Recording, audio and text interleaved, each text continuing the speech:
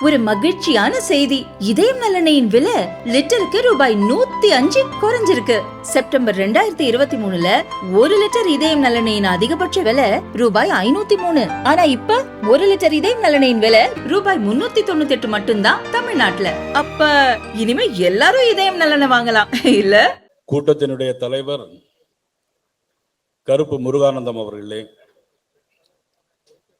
இளைஞர்களுடைய எழுச்சி நாயகன், என் மண் என் மக்கள் யாத்திரையின் மூலமாக தமிழகத்தை தட்டி எழுப்பிய அன்புக்குரிய தலைவர் அண்ணாமலை அவர்களே, தமிழிசை சவுந்தரராஜன் அவர்களே, பொன் ராதாகிருஷ்ணன் அவர்களே, அண்ணன் ஏஜி சம்பத் அவர்களே, அண்ணன் விபி துரைசாமி அவர்களே, நமது போராளி எச் ராஜா அவர்களே, நிகழ்ச்சியில் கலந்து கொண்டிருக்கின்ற நமது மாவட்ட தலைவர் ஒண்டிமுத்து அவர்களே, அஞ்சா நெஞ்சன் அவர்களே, வரி புரிந்திருக்கின்ற 12 மாவட்ட தலைவர்கள், உங்கள் அனைவருக்கும் எனது மேடை அமைந்திருக்கின்ற தலைவர் உள்ளிட்ட சிவசுப்பிரமணியம் உள்ளிட்ட மற்றும் நிகழ்ச்சியில் கலந்து கொண்டிருக்கின்ற, எப்பொழுதுமே இந்த சின்ன காலேஜில் எடுத்த போட்டோவை போட்டுட்டு இருப்பார் கொங்கு மண்டல தளபதி நம்ம அண்ணன் KP ராமலிங்கம் மற்றும் பொன் பாலகணபதி மற்றும் AP முருகானந்தம் உள்ளிட்ட அனைத்து தலைவர்கள், இவ அத்தனைக்கும் மேலாக திரளாக கூடியிருக்கின்ற எதையும் எதிர்பாராத பாரதிய ஜனதா கட்சியினுடைய தொண்டர்கள், காசு கொடுக்காமல் வந்த கூட்டம் பாரதிய ஜனதா கட்சியினுடைய கூட்டம். இங்கே காசும் கொடுக்கல, கோட்டரும் கொடுக்கல.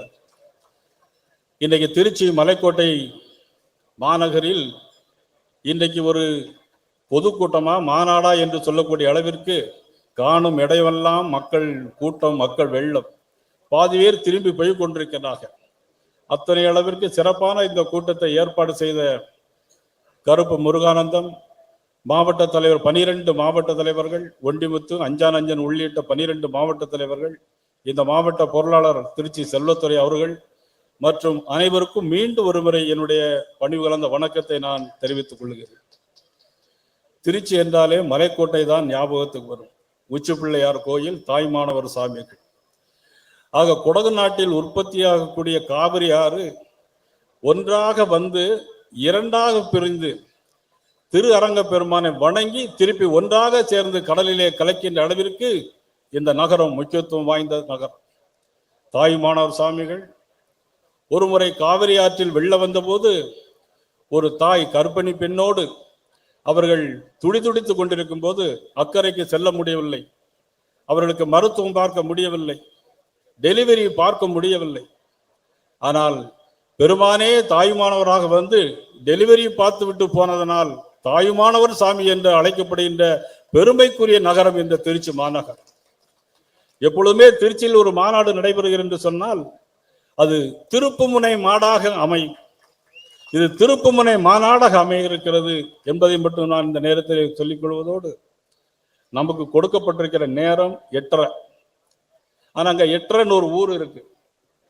திருச்சியில 8:30 ஒரு ஊருக்கு தெரியுமா எல்லாருங்க? கண்ணனுக்கு தெரியும். குழுமணி பக்கத்துல 8:30 ஒரு ஊர் இருக்கு. ஏன்னா நான் இந்த மாவட்டத்துல படித்து வளர்ந்தவன். தமிழிசை அவர்கள் தஞ்சாவூர்ல படித்து வளர்ந்தாங்களாம், நார்வேல சொந்த ஊரா இருந்தா கூட. ஆனா நான் திருச்சி மாவட்டம் பாலக்குறிச்சியில் ஹைஸ்கூல் உயர்நிலை பள்ளியை படித்தவன். அதனால இந்த ஊர் முழுக்க எனக்கு தெரியும். அதனால 8:30 குழுமணிக்கு அடுத்தால இருக்கக்கூடியது 8:30 நமக்கு கொடுக்கப்பட்ட நேரம் 8:30. ஆனா நம்முடைய எதிரி கட்சிகள்லாம் இனிமேல் 7:30.